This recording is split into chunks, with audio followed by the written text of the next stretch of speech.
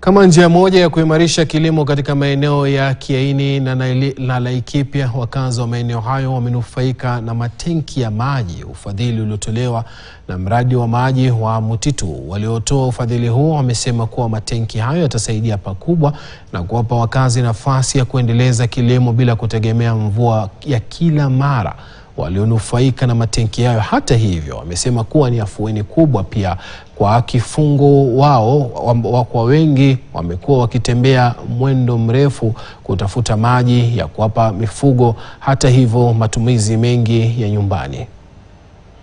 Ya leo ninafurahi kwa sababu hawezi kurudi kukunywa maji ya nini, iko na ninakunywa maji mzuri. Hata ng'ombe yetu itasaidia sana, itaisaidia sana. Hata kwa shamba, nikaenda kwa shamba nitalima na hiyo ndaki.